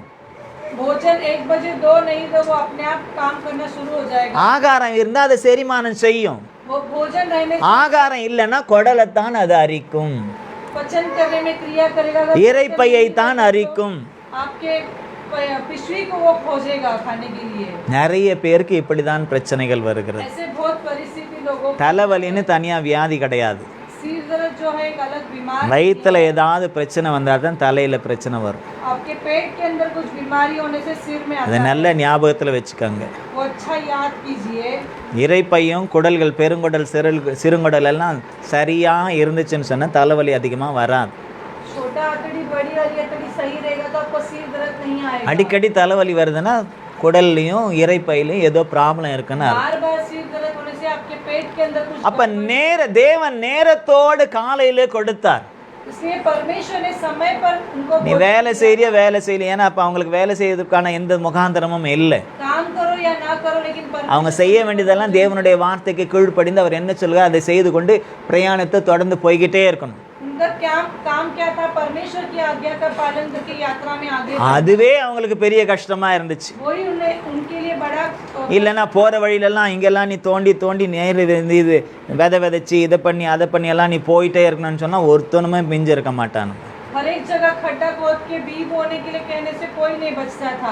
ஆனா அப்படிப்பட்ட வேலை எதையுமே கொடுக்கல. ऐसे कोई काम தேவன் சொன்னதெல்லாம் உன்னை வார்த்தைக்கு செவி கொடுத்து நான் உனக்கு என்ன சொன்னா அதன்படி கீழ்ப்படிந்து நான் உனக்கு கொடுக்கிற ஆகாரத்தை சாப்பிட்டுக்கிட்டு நீ போய்கிட்டே இரு. परमेश्वर ने जो कहा कि मेरे आज्ञा का पालन. எங்க போனா நான் உனக்கு குறித்திருக்கதான தேசத்திற்கு, நான் உனக்கு குறித்திருக்கதான இடத்திற்கு நீர் போய் சேர்வதற்காகத்தான் இந்த ஆகாரம். मैं तेरे लिए नियुक्त करके रखा उस जगह पर जाने के लिए. मैं तुझे ये அதற்காக பரலோகத்திலிருந்து நேரத்தோடு, சரியான நேரத்தோடு அவர் தினந்தோறும் அனுப்பி வைக்கிறார். सही समय पर स्वर्ग से आपके लिए भोजन भेजता है. ஹல்லேலூயா, ஹல்லேலூயா. இதுல இருந்து என்ன தெரிஞ்சுக்கிட்டீங்க சமைக்கிறவங்க எல்லாம்? इससे आपको क्या सीखने को मिला है? சொல்லுங்க. கரெக்ட் டைம் செய்யணும், கரெக்ட் டைம் சாப்பிடணும். செய்வீங்களா? सही समय पर भोजन बनाना है, सही செய்வீங்களா? समय पर खाना है. செய்வீங்களா? தேவ சமூகத்தில் உங்களை ஒப்பு கொடுத்து செபிங்க. परमेश्वर की உங்க குடும்பம் ஆசீர்வாதமா ஆரோக்கியமா இருக்கும். आपका परिवार आशीर्वाद. இது என்னுடைய ஆலோசனை இல்லை, தேவனுடைய ஆலோசனை. ये परमेश्वर की आज्ञा. தேவன் அப்படித்தான் நடைமுறையில வைத்திருந்தார். परमेश्वर ने ऐसे ही सिखाया है. அவரை நாம் பின்பற்றுகிறோம் என்று சொன்னால் उनका पीछा करने से அவருடைய கிரியைகளையும் நாம் பின்பற்றி செய்ய வேண்டும். उनका क्रिया को भी हमें पीछा करना है. ஹல்லேலூயா. யார் செய்யறாங்க, இவங்க செய்யறாங்க, அவங்க செய்யறாங்க, நான் செய்யணும். ये करेगा वो करेगा नहीं, अपने என் மேல் விழுந்த கடமைனா என் மேல் விழுந்த கடமை நான் செய்துதான் ஆக வேண்டும். मेरे ऊपर गिरा हुआ. தேவன் அனுப்பினார், டெய்லி அனுப்பினார். தேவனுக்கு என்ன வேற வேலை இல்லையா? परमेश्वर को कुछ काम नहीं है. ஆனாலும் அவர் சொல்லிட்டார், நான் தருவேன்னு சொல்லிட்டார். அவர் தந்துகிட்டே இருந்தார். फिर भी उन्होंने कहा मैं हर रोज दूंगा करके कह के हर रोज देने लगा. இதைத்தான் அவர் சொன்னார், என்னுடைய வார்த்தைகளை கேட்டு அதற்கு கீழ்ப்படிந்து செவி கொடுத்து நான் கொடுக்கக்கூடிய ஆகாரத்தை புசித்து கொண்டு நடந்துகிட்டே இருங்க. यही परमेश्वर ने कहा मैं जो बोलता हूं. ஆனா அதுவே அவங்களுக்கு கசப்பாய் கஷ்டமாய் இருந்தது. वही उन्हें कठिन और कष्ट था. தினந்தோறும் கொடுப்பேன்னு சொன்னா விசுவாசிக்கணும். हर रोज देगा तो हमें விசுவாசிக்காம இவங்க என்ன செய்தாங்க? ना विश्वास से वो क्या किए? மோசேயின் மூலமாய் தேவன் சொன்ன வார்த்தையை அவர்கள் கேளாமல் के द्वारा दिया हुआ परमेश्वर का சிலர் அதுல என்ன செய்தாங்க, கொஞ்சம் மீதி எடுத்து ஃப்ரிட்ஜில் வச்சாங்க. कोई लोग क्या किए, उसको बचाकर फ्रिज में रख दिए थे. சில பேர் ஃப்ரிட்ஜில் எடுத்து வைப்பாங்க, कई लोग फ्रिज में रखते हैं, அது ஃப்ரிட்ஜிலேயே இருக்கும், वो फ्रिज में ही रहेगा, மறந்துடுவாங்க. भूल जाते हैं, அது ஃப்ரிட்ஜிலேயே அது நாரிப்போம். वो फ्रिज में ही खराब हो जाता है. ஆக்சுவலாக ஃப்ரிட்ஜில் வைக்கிறது எதுக்கு? கெட்டு போகாமல் அடுத்த நாள் எடுத்து அதை பயன்படுத்துறதுக்கு. फ्रिज में रखने का कारण क्या है? ஆனால் நிறைய பேர் நான் பார்த்துருக்கேன், ஃப்ரிட்ஜை திறந்தா நாரும், कई बार देखा मैं, फ्रिज பூச்சி பிடிச்சே நாரும், कीड़े लग के बदबू, பூஞ்சை பிடிச்சி நாரும். उसमें फंगस आके நான் பார்த்துருக்கேன். திறந்து பார்த்தா என்னன்னு பார்த்தா கறி குழம்பு இருக்கும், खोल के देखेगा तो उसमें रहेगा मटर, ஆனால் மேலே பூஞ்சை இருக்கும். उसके ऊपर खराब இட்லி மாவு இருக்கும், इडली का आटा மேலே रहेगा, பூஞ்சை இருக்கும். उसके ऊपर फंगस, சாம்பார் இருக்கும், सांभर रहेगा, மேலே பூஞ்சை இருக்கும். खराब हुआ होगा. எதுக்கு அது? क्यों? वो கச்சரா பட்டியா? कचरा पट्टी है क्यों? எடுத்து வைக்கிறேன்னா ஞாபகமாக எடுத்து அடுத்த முறையே என்ன செய்யணும், அது எப்போ உடனே என்ன செய்யணும், காலி பண்ணிடணும். அதை சேமித்து வச்சு மறுபடியும் வெளியே கொட்டுறதுக்கு முதலே தூக்கி போட்டுடலாம். वो किस लिए है कि वो रख कर दूसरे दिन इस्तेमाल करने के लिए. அல்லேலூயா, அல்லேலூயா, அல்லேலூயா. அதனால தான் தேவன் சொன்னார், மீதியெல்லாம் வைக்காதே, इसलिए परमेश्वर ने कहा, உனக்கு எவ்வளோ தேவையோ அதை நான் உனக்கு கொடுக்குறேன், तेरे को जितना जरूरत है சாப்பிடு. उतना दूंगा. மீதி இருந்துச்சுன்னா அது விட்டுரு, அது விட்டுரு, அது வேண்டாம். बचत रहेगा तो छोड़ दो. அதே நேரத்தில் இன்னொன்று சொல்கிறார், வேஸ்ட் பண்ணக்கூடாதுன்னு சொல்கிறார். அதனால தான் அளந்து கொடுத்தார். அவர் அளந்து கொடுத்தார், உனக்கு இவ்வளோ போதும், இதை நீ சாப்பிட்டாலே போதும். वेस्ट नहीं करना, इसके लिए नाप के दिया है परमेश्वर ने. அல்லேலூயா. हालेलुया. ஆனால் அந்த சொல் கேளாமல் அதில் கொஞ்சம் மீதி வச்சாங்க. पालन करते उसमें से थोड़ा बटोर के रख दिया. அது என்ன ஆச்சு? பூச்சி பிடித்து நாற்றம் எடுத்தது. वो बचा के रखने से उसमें இப்போ எடுத்து வச்சதுனால என்ன பிரயோஜனம்? बचा के रखे क्या फायदा हुआ? அடுத்த நாள் கர்த்தர் கொடுக்காம போயிட்டாரா? दूसरे दिन परमेश्वर ने नहीं दिया क्या? கொடுத்தார். दिया. ஆனால் அப்படி கீழ்ப்படியாமல் எடுத்து வைத்தவர்கள் மேல் தேவ கோபம் எழுந்தது. आज्ञा का पालन नहीं किया, इसके लिए परमेश्वर उनके ऊपर क्रोधित हो गया. வசனம் சொல்லுது, அவர்கள் மேல் மோசே கோபம் கொண்டான். उसके वचन कहता है उनके ऊपर मूसा क्रोधित हो गया. அல்லேலூயா, அல்லேலூயா. கோபம் கொண்டான். मूसा उन पर क्रोधित हुआ. நம்ம வீட்டுங்களில் கூட சில நேரத்தில் பிரச்சனை வருதுன்னா, இப்படி எவ்வளோ நாள் உள்ளே கிடக்குது, ஏன் இப்படி இருக்குதுன்னா அங்கே கோபம் வரும், பிரச்சனைகள் வரும். हम भी घर में अगर बोलते हैं इतना दिन से क्या रखा है, तो हम அந்த கோபத்துக்கு ஏன் நாம் இடம் கொடுக்கணும்? वो क्रोध होने के लिए क्यों कारण बनना है? ஒன்று அளவா சமைச்சு அளவா சாப்பிட்டுட்டு नाप வளமா के இருக்கணும். बनाकर नाप से खत्म करना है. ஆமென். இல்லை மீதி ஆயிடுதா, அப்போல்லாம் யாராவது வருவாங்க போவாங்க, என்ன செய்திருவாங்க, உடனே கொடுத்துருவாங்க.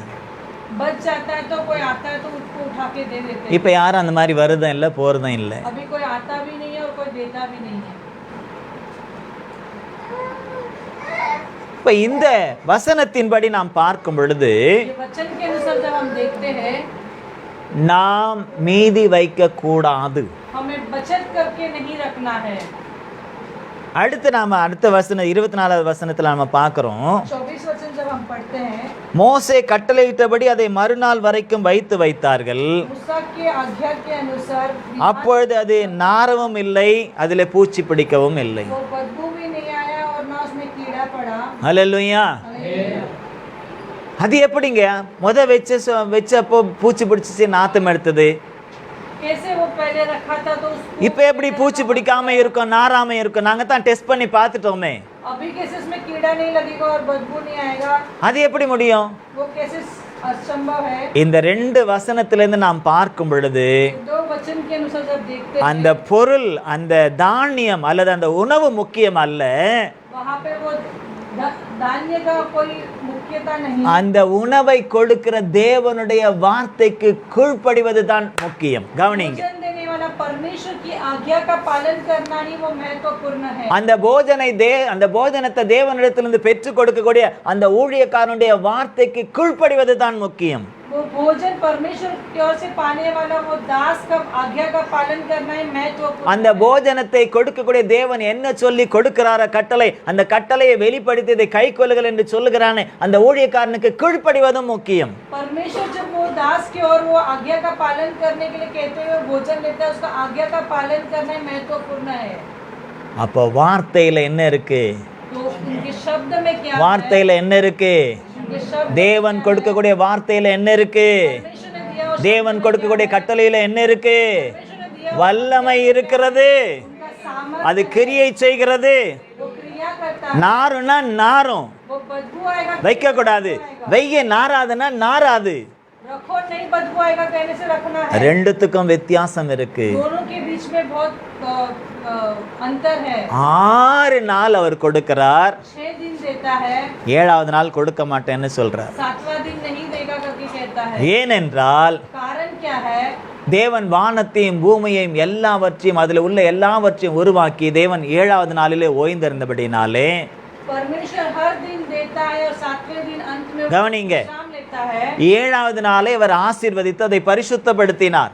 7वें दिन वो आशीर्वाद देकर पवित्रता करता है, அதில் அவர் ஓய்ந்திருந்தாராம். उसमें जब विश्राम लेते हैं அதனால மனுஷர்களுக்கும் ஒரு கட்டளையை கொடுத்தார் அவர். फिर मनुष्य को भी एक आज्ञा दिया है। மனுஷர்களும் கூட என்ன செய்யணும்? मनुष्य भी क्या करना? 6 நாள் வேலை செய்யணும். 6 दिन काम करना है, 7வது நாள் 7वें दिन ஒரு நாள் एक दिन ஓய்ந்திருக்கணும். विश्राम लेना है।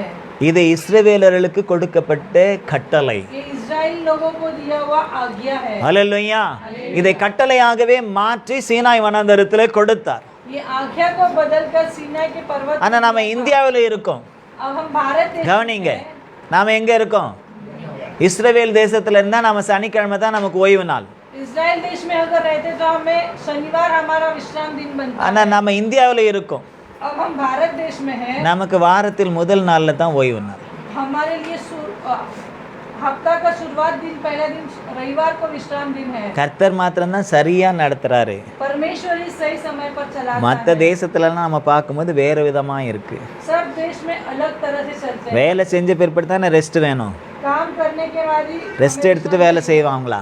विश्राम लेने के बाद काम करते हैं क्या? வேலையே செய்யாம ரெஸ்ட் எடுத்துட்டு அது ரெஸ்ட்னு தான் பேரு. काम नहीं करते हुए आराम करने से வேலை செய்யறவங்களுக்கு தானே ரெஸ்ட் வேணும். काम करने அதனால அவர் 6 நாள் வேலை செய்யணும், யாரும் சும்மா இருக்க கூடாதுன்னு சொல்லிட்டார். इसलिए 6 दिन काम कर, அதே நேரம் 7வது நாள் யாரும் வேலையும் செய்யக்கூடாதுன்னு சொல்லிட்டார். 7वें दिन ஓய்வு நாள் என்றால் அதுதான் அர்த்தம். विश्राम का दिन का कारण वही है। ஓய்வு நாளிலே யாரும் வேலை செய்யக்கூடாது. विश्राम के दिन में कोई மனுஷன் மாத்திரமல்ல, ஆடு மாடுகள் கூட வேலை செய்யக்கூடாது. मनुष्य नहीं, கழுதைகள் ஒட்டகங்கள் கூட வேலை செய்யக்கூடாது. ऊंट और गधा भी नहीं, வீட்டில் இருக்கிற வேலைக்காரர்கள் வேலைக்காரிகள் கூட வேலை செய்யக்கூடாது. घर में नौकर जो है वो भी काम नहीं करना है। இது இஸ்ரவேல் தேசத்தில் இன்றைக்கும் இருக்கக்கூடியதான நடைமுறை. ये इजराइल देश में दिया हुआ आगे आज भी चलता है, ஆனால் நமக்கு அப்படி இல்லை. लेकिन हमें वैसा नहीं। எல்லா நாளும் நமக்கு ஒரே மாதிரி தான். सभी दिन एक समान है, எல்லா நாளும் நமக்கு सभी ஒரே மாதிரி தான். हमारे लिए एक समान है। ஆனால் மனுஷனுக்கு நிச்சயமாய் ஓய்வு வேண்டும் என்று கர்த்தர் விரும்பினார். लेकिन मनुष्य को एक दिन विश्राम चाहिए करके எல்லாவற்றையும் நன்மைக்காகத்தான் அவர் செய்து கொடுத்தார். सभी कार्य जो है वो भलाई के लिए किया है।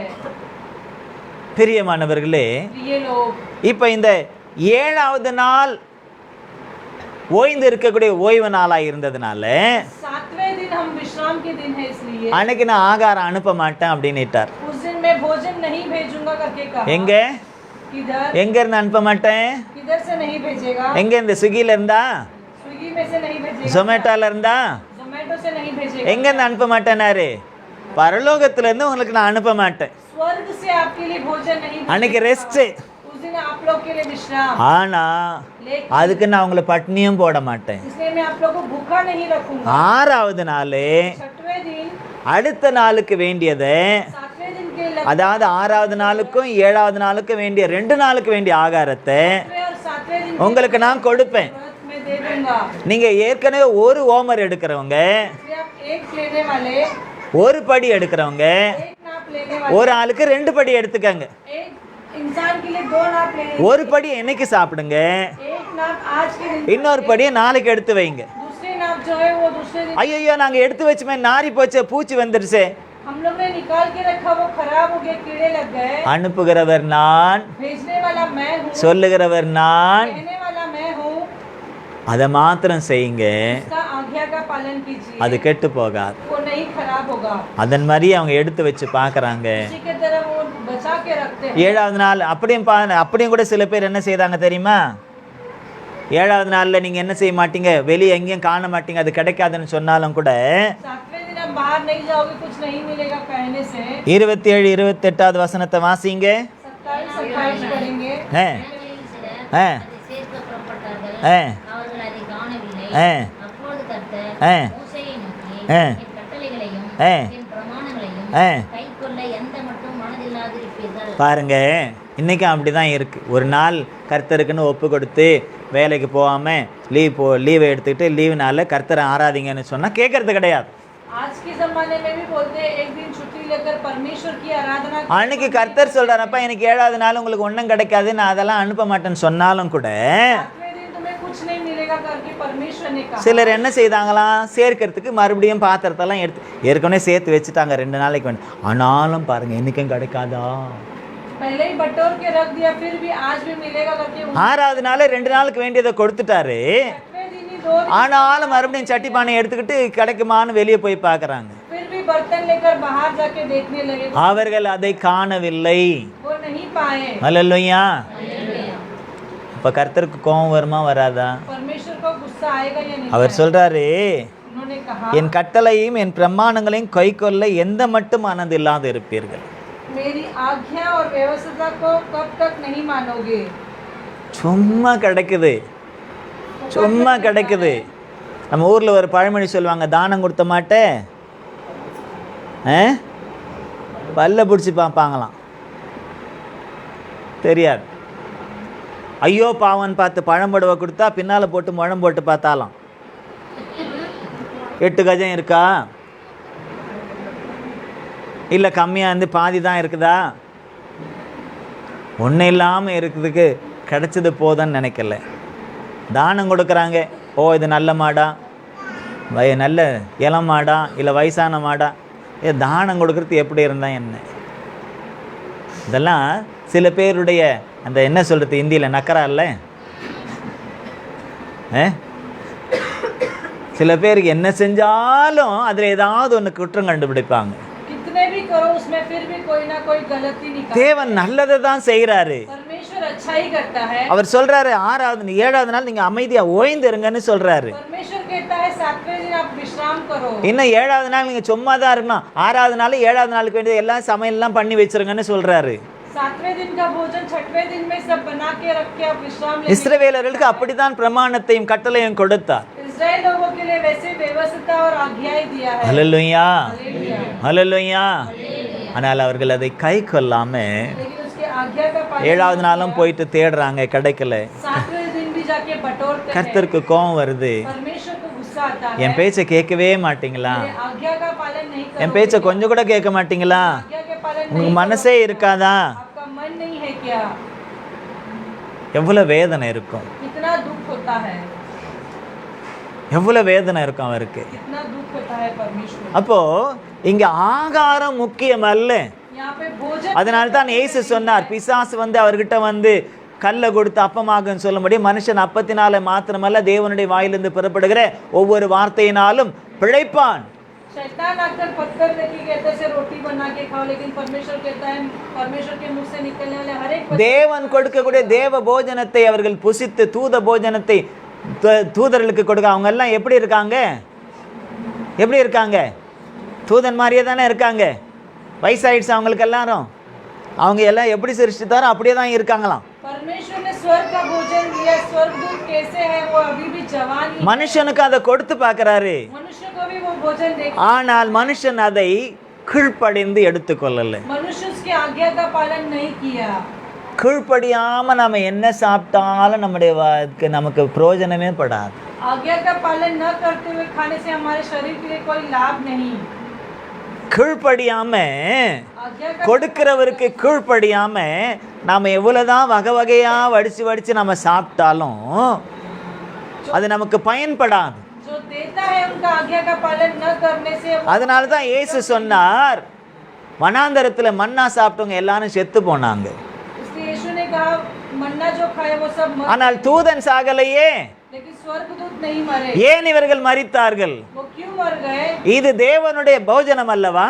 ये परमेश्वर का भोजन. இவர்கள் எல்லாரும் கானானுக்குள்ள போய் சேரணும்னு தான் அந்த தேவ போஜனத்தை கொடுக்கிறாரு. कानान देश में जाके प्रवेश करने के लिए भोजन दिया. ஆனால் அதை சாப்பிட்டு எல்லாரும் செத்து போனாங்களே, காரணம் என்ன? आकर सब मर गए कारण क्या है? போஜனத்தினால அல்ல, केवल भोजन से नहीं, அவர்கள் கீழ்ப்படியாமற் போனதினாலே, उन्होंने आज्ञा का पालन, தேவனுடைய வார்த்தைக்கு கீழ்ப்படியாமற் போனதினாலே, परमेश्वर की आज्ञा का पालन, தேவனுடைய கட்டளைகளுக்கும் பிரமாணங்களுக்கும் கீழ்ப்படியாமல் மனதில்லாமல் இருந்ததினாலே, परमेश्वर की व्यवस्था को और आज्ञा எல்லா சூழ்நிலையிலும் சாப்பிட்டு சாப்பிட்டு கொழுத்து போய் தேவனுக்கு விரோதமாகவே முறுமுறுத்ததினாலே, समय पर तृप्ति से खाकर परमेश्वर के विरोध कुड़कुड़ाने लगे। தேவன் கொடுத்த மன்னாவை புசித்தும் கூட அவர்கள் மரித்து போனார்கள். परमेश्वर ने दिया हुआ मन्ना खाकर वो मर அததான் இயேசு சொன்னார், அவங்க புசித்தும் மரித்து போனாங்க, गए। परमेश्वर ने खाया वो खा ஆனா நான் கொடுக்கிற மன்னாவை புசிக்கிறவன், அப்பத்தை புசிக்கிறவங்களுக்கு மரணம் உண்டாகாதுன்னு சொன்னார். लेकिन परमेश्वर कहता है मैं जो मन्ना दूंगा वो खाने से उन्हें मृत्यु नहीं होगा। இந்த மன்னா என்ன, அந்த மன்னா என்ன? ये मन्ना और वो मन्ना में ரெண்டு மன்னாவும் தேவனுடையது தான். दोनों भी परमेश्वर का ही है। இங்கேயும் இயேசு கிறிஸ்து கொடுக்கக்கூடிய மன்னாவையும் கூட நாம புசித்து அவர் கொடுக்கக்கூடிய வார்த்தைகளையும் வசனங்களையும் நாம் ஏற்றுக்கொண்டு அதன்படி நடக்கலைன்னா மரணம் தான். यहाँ भी अगर परमेश्वर की आज्ञा के पालन न करते मन्ना को खाएंगे तो हमें भी मरण है। இயேசுவின் வார்த்தையை நாம கேட்டு கை கொள்ளலைன்னா நமக்கு மரணம் தான். यीशु मसीह का आज्ञा का पालन नहीं करने से जरूर हमें भी मरण। ஆனால் இயேசு ஒரு விசுவாசத்தோட சொல்றாரு, என் வார்த்தையை நீங்க கேட்டு அதை ஏற்றுக்கொண்டீங்கன்னா பிழைப்பீர்கள். लेकिन यीशु मसीह विश्वास से कहता है मेरा आज्ञा का पालन करोगे तो उसे आप स्वीकार ஏனென்றால் அது தேவ தூதர்களுக்கு என்று கொடுத்த மன்னாவை தான் கொடுத்தாரு. क्योंकि स्वर्ग के दूतों ஆனா இப்ப நான் கொடுக்கிற மன்னா लेकिन जो अभी தேவ தூதர்களுக்கு கொடுக்கக்கூடிய மன்னா அல்ல, वो स्वर्ग के दूत என்னையே நான் மன்னாவாய் கொடுக்கிறேன், मुझे मैं अपने आप को मन्ना, நானே ஜீவாப்பம்னு சொன்னார். मैं ही जीवन का रोटी हूँ। அல்லேலூயா, நானே ஜீவாப்பம். मैं ही जीवन का என் சரீரத்தை புசித்து என் ரத்தத்தை பானம் பண்ணினால் உங்களுக்கு நித்திய ஜீவன் உண்டு. अनंत काल का जीवन मिलेगा। அல்லேலூயா, அல்லேலூயா. அப்ப எல்லாரும் அன்னைக்கு இருந்த யூதர்கள் எல்லாரும் கேட்டாங்க, இவன் சரீரத்தை எப்படி நமக்கு புசிக்க கொடுப்பான், यहूदियों लोग ने पूछा इस शरीर இவன் ரத்தத்தை எப்படி நமக்கு பானம் கொடுப்பான் அப்படின்னு கேட்டாங்க. के लहू को कैसे पीने के लिए देगा? ஆனால் அது அவர் வார்த்தையாகிய இயேசுவை தான் சொன்னாரே ஒழிய वो शब्द இந்த के द्वारा यीशु அழிந்து போகக்கூடிய சரீரத்தை அவர் சொல்லவில்லை. ये नष्ट होने वाला शरीर को नहीं कहा। இயேசு எப்படி வந்தார், यीशु कैसे आया? எப்படி வந்தார், அவர் कैसे आया? எப்படி வந்தாரு? ஒலியாவா?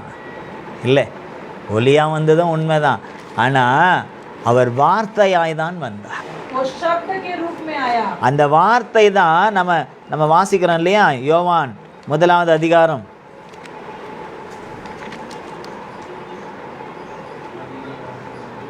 14 வசனத்தை வாசிங்க. 1:14 வாசிங்க சீக்கிரம்.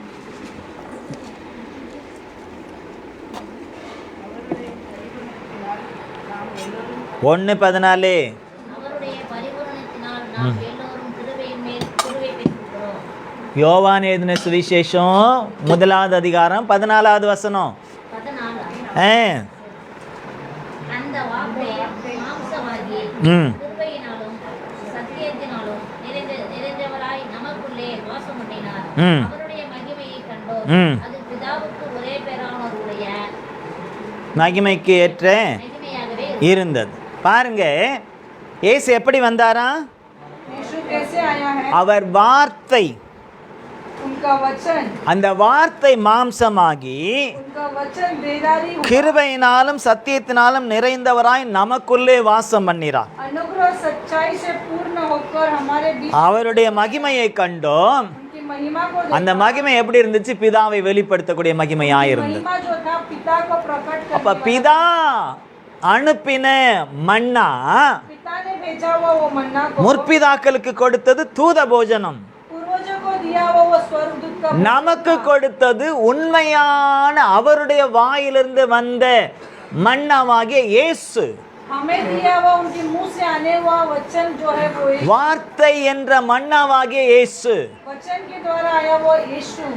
இந்த வார்த்தையை தான் நாம் புசிக்க வேண்டும் என்று இயேசுவும் சொன்னார். यही वचन को हमें भोजन करना है करके यीशु मसीह என் வார்த்தை தான் உங்களுக்கு ஜீவாப்பம். मेरा वचन वचन जो है वही आपका நான் தான் உங்களுக்கு மெய்யான ஜீவாப்பம்னு சொன்னார். मैं ही आपका जीवन का रोटी। ஆனால் அன்றைக்கு யாரும் புரிந்து கொள்ளவில்லை. लेकिन कोई नहीं समझ पाया। ஆனால் இன்றைக்கு நாம் புரிந்து கொள்வதற்கு பரிசுத்த ஆவியானவர் நம்மோடு கூட இருந்து நம்மளை நடத்தி கொண்டிருக்கிறார். आज के दिन हमें समझने के लिए परमेश्वर की ஆகவே தினந்தோறும் இயேசுவை நாம் புசிக்க வேண்டும். हर रोज हम यीशु मसीह ஏதோ மாசத்துல ஒரு முறை அவருடைய காரியங்களை நாம் நினைவு கூறும்படியாக, அவருடைய மரணத்தை, அவருடைய பாடுகளை, அவருடைய வருகையை நினைவு கூறும்படியாக நாம் பந்தியில பங்கிடுவது மாத்திரம் அல்ல, महीने में एक दिन उनको याद करके उनके प्रभु भोजन में भाग लेना नहीं, தினந்தோறும் அந்த போஜனத்தை நாம் சாப்பிட வேண்டும். हर रोज उस भोजन में हम खाना है। தினந்தோறும் வார்த்தை என்ற அந்த மன்னாவை நாம் புசிக்க வேண்டும். हर रोज वो वचन के मन्ना को हमें खाना है।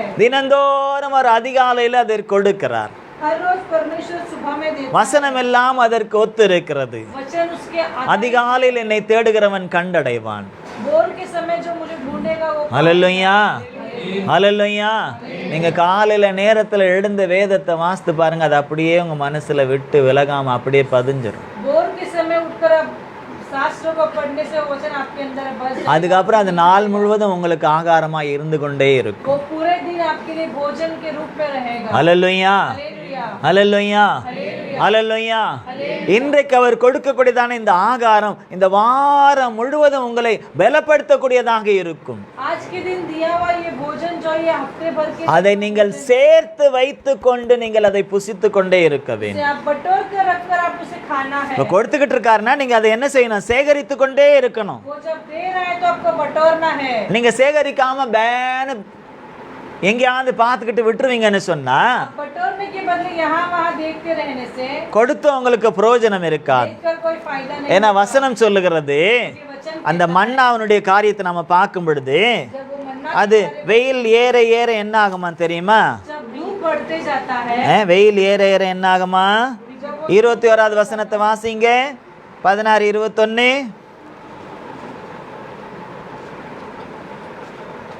சீக்கிரம். யாத்திராகமம் 16, 21. அதை விடியற்காலந்தோறும் ஆ அவரவர் புசிக்கும் அளவுக்கு தக்கதாக ஆ சேர்த்தார்கள். ஆ வெயில் ஏற ஏற ஆ அது உருகிப்போம். ஆமென். அப்போ காலையில இதை சேர்த்து வைத்து கொள்ளணும். सुबह में आपको बटोर के रखना है। காலையில சேர்த்து நம்ம கிட்ட வச்சுக்கிட்டா सुबह आप बटोर के அது என்ன ஆகாது?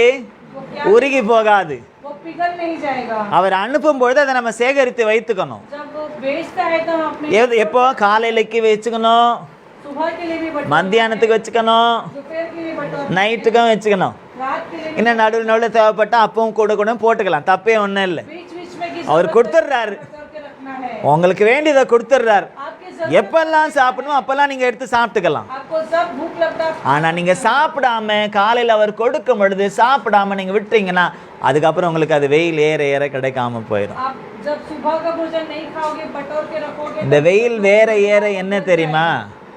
வெயில்னா இந்த வெயில் ஏறுறது இல்லை. ये धूप नहीं। அதுக்கப்புறம் நமக்குள்ள காலையில் எழுந்திருக்கும் போது கொஞ்சம் ஃப்ரெஷ்ஷாக இருப்போம். सुबह उठते समय हम फ्रेश रहेंगे। அதுக்கப்புறம் கொஞ்சம் வேலை இது அது இந்த வேலை இந்த பிரச்சனை அந்த பிரச்சனை இதெல்லாம் போட்டு போட்டு மறுபடியும் மனசு குழப்ப வெயில் ஏற ஏற என்ன ஆகும்? சூடு. ये काम वो काम करके मन को क्लेश करके बाद குளிர் காலத்தில் கூட நம்ம ரொம்ப சூடாக இருப்போம் தெரியுமா? ठंडी के मौसम भी हम बहुत गर्म रहते हैं। வெயில் காலத்தில் நம்ம இந்த சூடு அனுப்பிக்கிறதுல, குளிர் காலத்தில் கூட நம்ம ரொம்ப சூடாக இருப்போம் தெரியுமா?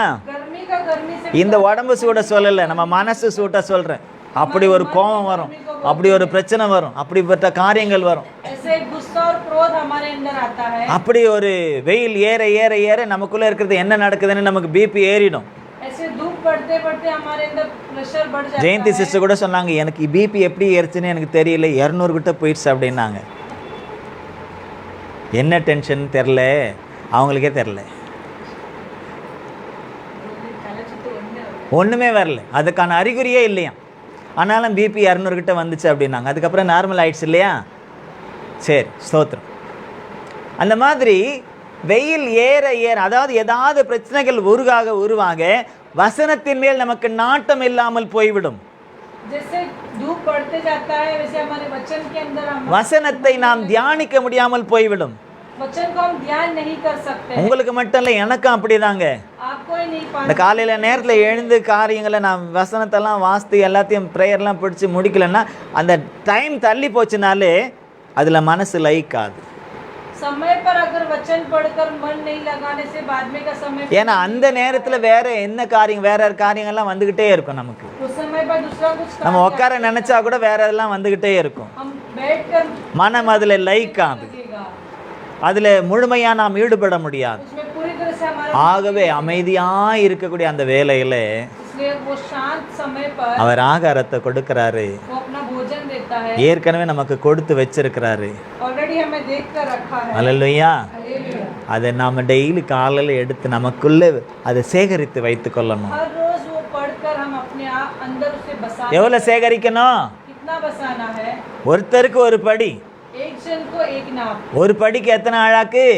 एक नाप में कितना होता है? ஒரு படியில் ரெண்டு அரைப்படி இருக்குது, 4 காப்படி இருக்குது, 8 ஆழாக்கு இருக்குது, 16 அரை ஆழாக்கு இருக்குது. இவ்வளோ இருக்குது இல்லையா? அப்போ அதுக்கேற்றபடி வசனத்தை நாம் பகுத்து படிக்க வேண்டும்.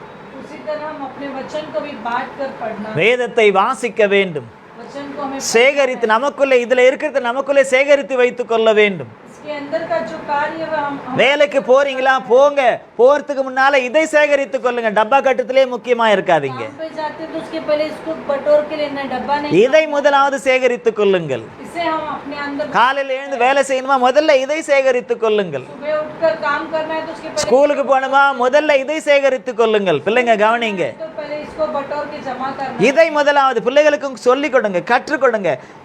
காலையில் எழுந்து படிக்கக்கூடிய அந்த கிருபை அவங்களுக்கு சொல்லிக் கொடுங்க. बच्चे को भी सिखाना कि सुबह उठकर ये बटोर के रखना है। ஹல்லேலூயா, हालेलुया। ஹல்லேலூயா, ஹல்லேலூயா.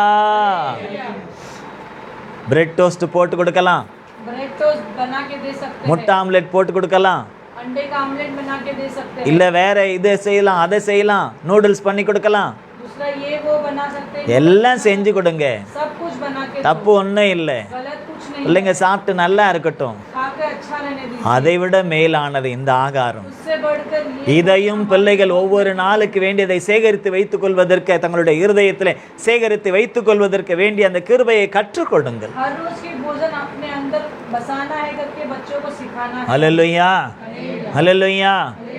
ஆகவே इसलिए இந்த வார்த்தை எந்த அளவுக்கு முக்கியம், ये वचन कितना महत्वपूर्ण சேகரித்து வைத்துக் கொள்ளும் பொழுது அது நமக்கு ஆசீர்வாதம். जब हम बटोर के रखते हैं वो बहुत आशीर्वाद, அதுவும் அந்த வார்த்தை என்ன சொல்லுகிறதோ, அவர் என்ன கட்டளை கொடுக்கிறாரோ, என்ன பிரமாணமோ அதற்கேற்றபடி நாம் செயல்பட வேண்டும். उनकी आज्ञा को और व्यवस्था का आज्ञा का पालन करना है। ஒரு வசனம் இருக்கு, एक वचन है, வாதை உன் கூடாரத்தை அணுகாது. परमेश्वर आपकी डेयरी को कभी ना छोड़ेगा। அது நம்ம என்ன ஸ்டிக்கர்லாம் அடித்து கதவுல ஒட்டிடுவோம். वो स्टिकर से बना के हम अपने दरवाजे पे लगाते हैं। நிறைய வீட்டில் பார்த்தா ஸ்டிக்கர் இருக்குமா இருக்காதா? बहुत लोग के घर में स्टिकर है नहीं है, வாதை உன் கூடாரத்தை அணுகாது. ஆனா அதுக்கு முன்ன உள்ள வசனம் என்ன? लेकिन उसके पहले का वचन क्या है? எனக்கு அடைக்கலமாய் இருக்கிற உன்னதமான கர்த்தர் உனக்கு தாவரமாக்கி கொண்டாய். मेरा शरणस्थान जो परमेश्वर है वो तेरे लिए बल है। தாவரம்னா என்ன? தாவரம்னா என்ன? தாவரம்னா என்ன? வசிக்கக்கூடியது, பாதுகாப்பாய் இருக்கக்கூடியது, वो आपकी शरणस्थान और ताकत ஒரு வீடு மாதிரி. एक घर के रूप में है। அப்ப இந்த வீடு இல்லை, நம்ம இயேசுவே ஆகிய வீட்டுக்குள்ளே இருக்கணும். ये घर नहीं, हम परमेश्वर के घर के अंदर रहना है। அல்லேலூயா. கிறிஸ்துவுக்குள்ளே இருக்கணும். मसीह के अंदर रहना है। அப்பதான் இந்த வசனம் எடுபடும், तभी ये वचन, அப்பதான் இந்த வசனம் நமக்குள்ளே செல்லுபடி ஆகும். तभी ये वचन हमारे लिए उपयोग சும்மா ஸ்டிக்கரில் ஒட்டி வச்சுட்டு என் வீட்டை வாதையே வராதுன்னு சொல்லிட்டு நம்ம அந்த ஸ்டிக்கர் பார்த்துக்கோ அப்படின்னு சொல்லிட்டு இருந்தோம்னா वो स्टिकर आपका घर को संभालेगा करके आप रहेंगे तो ஒன்றும் செய்யாது, वो कुछ नहीं करेगा, ஒன்றுமே செய்யாது. वो कुछ नहीं करेगा। அந்த வசனம் எதற்காக சொல்லப்பட்டது என்பதை முதலாவது நாம் அதற்கு கீழ்ப்படிய வேண்டும். वो वचन किस लिए कहता है, पहले हमें उसे आज्ञा का पालन करना है। அல்லேலூயா. நீங்கள் என்னோடு இருந்தால் நான் உங்களோடு இருப்பேன். आप मेरे साथ रहोगे तो मैं तुम्हारे साथ रहूंगा। கர்த்தர் என் கூட இருப்பார், கர்த்தர் என் கூட இருப்பார். நம்ம கர்த்தர் இருக்கிறாரா இல்லையா? அவர் இருக்கிறேன்னு சொல்லிட்டாரு, இருக்கிறேன்னு சொல்லிட்டாரு, இருப்பார்னா அவர் கூட நாம் இருக்கிறோமான அதையும் யோசிக்கணும். परमेश्वर मेरे साथ है करके कहने से मतलब नहीं। அல்லேலூயா. அப்போ இன்னைக்கு வைக்காத மீதி வைக்காத அப்படின்னு சொன்னா மீதி வைக்க கூடாது. आज के लिए भोजन आप बच्चे வச்சுதான் பார்ப்போமே அப்படின்னா பூச்சி பிடிச்சு நாற்றம் எடுத்தது. रख के देखने से वो कीड़े पड़ जाएंगे. அடுத்த நாளைக்கு மீதி வையின்றார் ஒரு இடத்துல. दूसरी जगह कहता है 7வது நாளுக்காக 6வது நாள் எடுத்து சேர்த்து வையின்னு சொல்றாரு. 7वें दिन के लिए बटोर के रखने के लिए சேர்த்து வைத்தாங்க, பூச்சி பிடிக்கல, நாரல. बटोर के रखने के बाद उसमें कीड़ा नहीं लगा ना बदबू आई. ஆனாலும் 7வது நாள்ல போயிட்டு வச்சிருந்தவங்க கூட போய் தேடினாங்க, 7वें दिन में रखने के बावजूद भी वो जाके வெளியே இல்லை. बाहर नहीं. இப்படி எதிர்மறையாய் அவருடைய வார்த்தைகளை நாம் பெற்றிருந்தும் கூட, परमेश्वर के वचन நமக்குள்ளே சேகரித்து வைத்திருந்தும் கூட, அந்த வார்த்தைகளுக்கு நாம் சரியான முறைப்படி கீழ்ப்படியலைன்னு சொன்னா उनके वचन के அந்த வார்த்தை தான் கடைசி நாட்களிலே நம்மளை நியாயம் தீர்க்கக்கூடியதும். वो वचन जो है अंत के दिन में हमें न्यायपूर्वक ஏசு அதை தான் சொல்லிட்டு போயிருக்கிறாரு. वही परमेश्वर ने कह के गया है, என்னுடைய வார்த்தைகளே கடைசி நாட்களில் உங்களை நியாயம் தீர்க்கும். मेरा जो वचन है वही आपके लिए न्याय करने के लिए. ஹல்லேலூயா. ஆகவே நம்மளை ஒப்பு கொடுக்கலாமா? इसलिए हम अपने आप को समर्पित करेंगे. நாம் வசனத்தை படிப்பது முக்கியமல்ல, हम वचन पढ़ना महत्वपूर्ण नहीं है. பிரசங்கத்தை கேட்பதும் முக்கியமல்ல. उनका प्रसंग सुनने के लिए அதுக்குன்னு வசனத்தை படிக்க கூடாது, பிரசங்கத்தை கேட்க கூடாதுன்ற அர்த்தம் இல்லை. वचन पढ़ना और उनके वचन எந்த அளவுக்கு படிக்கிறோமோ, किस स्थिति से पढ़ना, எந்த அளவுக்கு கேட்கிறோமோ, किस तरह से हमें सुनना है, எதற்காக அவர் நமக்கு கொடுத்தாரோ इसलिए परमेश्वर ने हमें दिया, அதை நாம் கைக்கொள்ள उससे हमें आज्ञा का நாம் पालन, கடமைப்பட்டிருக்கிறோம். उससे हमें योग्य அது बनना, நாம் கீழ்ப்படிய வேண்டும். उसकी हमें आज्ञा का पालन. அவர் என்ன சொல்லுகிறாரோ, क्या कहता है, என்ன சொல்லி வார்த்தையை கொடுக்கிறாரோ, क्या कहकर हमें वो वचन, என்ன சொல்லி அந்த மன்னாவை நமக்கு அனுப்புகிறாரோ, क्या कहकर वो मन्ना हमारे, அதற்கு நாம் அப்படியே கீழ்ப்படியும் பொழுதுதான் उसको हम वैसे पालन कर, அந்த மன்னாவினால் நமக்கு ஆசீர்வாதம். वो मन्ना के द्वारा हमें आशीर्वाद. அந்த மன்னாவை அவ்விதமான கீழ்ப்படிதலோடு புசித்த யோசுவாவும் காலேப்பும் பிரவேசித்தார்கள். वो मन्ना का आज्ञा का पालन करके उसे योशुआ और कालेब ने उसके अंदर प्रवेश அந்த மன்னாவை கீழ்ப்படிதல் இல்லாமல் பயன்படுத்தினவர்கள் எல்லாம் மாண்டு போனார்கள். जो उनके आज्ञा का पालन न करते हुए मन्ना, இயேசு கொடுத்ததான வார்த்தைகளையும் வசனங்களையும் ஜீவனுள்ள வார்த்தைகளையும் வசனங்களையும் நமக்கு ஞாபகப்படுத்துகிற பரிசுத்த ஆவியானவர் மூலமாக நாம் பெற்றுக்கொள்கிறதான அந்த காரியங்களுக்கு நாம் கீழ்ப்படிந்தால் மட்டுமே நாமும் பரம கானானுக்குள்ளே போய் சேர முடியும். परमेश्वर अपने पवित्र आत्मा के द्वारा दिया हुआ वचन का पालन करने से हम उनके இல்லைன்னா कर सकते हैं. நாம இந்த வசனம் இந்த பைபிளை முழுசா கரைச்சு குடிச்சிருந்தாலும், अगर ये पूरा बाइबल को हम நிறைய மெசேஜ்களை டெய்லி நம்ம கேட்டிருந்தாலும் हर रोज हम सुनेंगे या सुनते रहने से भी அதற்கு கீழ்ப்படியலைன்னு சொன்னா अगर उसका आज्ञा का पालन न करने से பரம கானானுக்குள்ளே பிரவேசிக்க முடியாது. स्वर्ग राज्य में हम प्रवेश नहीं कर सकते हैं. இது சாபம் அல்ல, ये श्राप नहीं है, எச்சரிக்கை. ये आपको चेतावनी देता है. எச்சரிக்கை. ये चेतावनी है. அவர் செய்யணும், जो करने को कहता है वो करना है. செய்யக்கூடாதுன்னா செய்யக்கூடாது. जो न करने से मना करता है. என்ன வார்த்தையை அவர் அனுப்புகிறாரோ, कौन से शब्द को எதற்காக அனுப்புகிறாரோ, इसलिए भेजता है, எப்படி அனுப்புகிறாரோ कैसे भेजता है, அப்படியே நாம் கைக்கொள்ள வேண்டும். वैसे उसका पालन करना, அதுதான் கீழ்ப்படிதல். उसका उसी के ஆகவே அப்படிப்பட்ட மன்னாவை தினந்தோறும் அவர் நமக்கு கொடுத்து கொண்டிருக்கிறார். ऐसे ही मन्ना परमेश्वर हर रोज இன்றைக்கும் அதை நமக்கு உறுதிப்படுத்த முடியாது அவருடைய வார்த்தைகளையும் வசனங்களையும் சத்தியத்தையும் கொடுத்திருக்கிறார். हमें चेतावनी देकर परमेश्वर, ஆகவே நாம் எல்லாரும் ஒப்பு கொடுப்போமா? इसलिए हम अपने आप को இனிமேல் ஆண்டவரே, इसके बाद தினந்தோறும் அதிகாலையிலே உமது வார்த்தைகளை என்ற மன்னாவை நான் பெற்றுக்கொள்வேன். हर रोज सुबह उठकर आपके मन्ना को हम என்னுடைய கரத்தில் கொடுத்திருக்கிறதான அதை நான் எனக்குள்ளே என் இருதயத்திற்குள்ளே நான் சேர்த்து வைத்துக் கொள்வேன். मेरे हाथ में दिया हुआ वो वचन को मेरे हृदय में என் முழு நாட்களுக்கு வேண்டிய அந்த ஆகாரத்தை, வார்த்தைகளை, வசனத்தை நான் என் இருதயத்திலே சேர்த்து வைத்துக் கொண்டு அதை நான் அசை போட்டு அதை தியானித்து உமக்குள்ளே நான் வளர்ந்து கனி கொடுக்க என்னை ஒப்பு கொடுக்கிறேன். रोज को लगने वाली वो सारे मन्ना को मेरे अंदर हृदय में बसाकर मैं उसका उपयोग करने की, உம்முடைய வார்த்தையை எதற்காக எனக்கு அனுப்புகிறீரோ, आपका वचन किस लिए உம்முடைய மன்னா என்ற வார்த்தை எதற்காக எனக்கு கொடுத்திருக்கிறீரோ, आपका मन्ना जो शब्द किस लिए हमें दिया है, அதை எனக்குள்ளே நிறைவேற்றுவதற்கு मेरे अंदर परिपूर्ण कर, என்னை ஒப்பு கொடுக்கிறேன். मैं अपने आप को समर्पित, என்னை ஒப்பு கொடுக்கிறேன். मैं अपने आप எல்லாரும் சொல்லுங்க, என்னை ஒப்பு கொடுக்கிறேன், सभी लोग कीजिए, என்னை ஒப்பு கொடுக்கிறேன். करता हूँ. உம்முடைய வார்த்தையின்படி எனக்கு ஆகட்டும், आपके वचन के अनुसार मेरे लिए, உம்முடைய வார்த்தையின்படி எனக்கு நடக்கட்டும். आपके वचन के अनुसार मेरे लिए, உம்முடைய வார்த்தையாகவே நான் நடக்க आपके वचन के अनुसार चलने के लिए எனக்கு உதவி செய்யும். मुझे मदद कीजिए. உம்முடைய பரிசுத்த ஆவியானவர் மூலமாக पवित्र आत्मा के எனக்கு அனுகிரகம் செய்யும். मुझ पर अनुग्रह இயேசுவின் நாமத்தில் यीशु मसीह के नाम என்னை ஒப்பு கொடுத்து செபிக்கிறேன் பிதாவே. करके मांगते हैं पिता। ஆமென். ஹல்லேலூயா, ஹல்லேலூயா, ஹல்லேலூயா. கர்த்தர் உங்களை ஆசீர்வதிப்பாராக.